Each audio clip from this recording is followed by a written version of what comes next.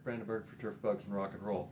And this winter we've been processing our soil samples to look at our ground pearl trials, and we're getting pretty close on that. So hopefully we'll present some really useful information on ground pearl management here in the next month or so. And I know that for a lot of you watching these videos, ground pearls are not an issue, but there is one important point I want to make, because oftentimes we think about some of the older products we had and think they worked miracles, and that today's new products may or may not be quite as effective as ones in the past. But our work on our ground pearls actually shows something quite different.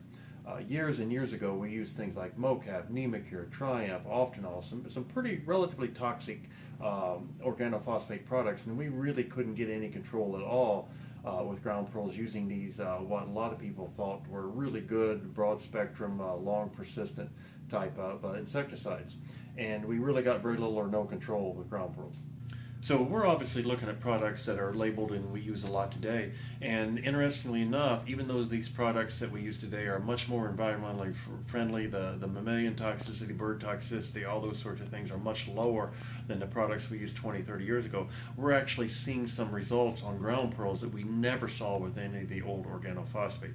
So really my purpose in talking to you about this is that just to reinforce the fact that today's new products, they really are good. And when we think back to the old days of Diazinon and Triumph and Mocap and Nemacure, they certainly serve their purpose, but they weren't nearly as good as what today's products bring the full package. And we also need to put it in context that the standards that we live by today, as far as the quality of turf, whether it be home lawn or sod production or golf course, the bar is much higher than it was 20 or 30 years ago. So today's new products have got to work better, or there will be no place for them in the marketplace. So we'll talk more about our new products, and we'll try to give you some results on our ground pearl trials here in the next few weeks, and look forward to talking with you again soon.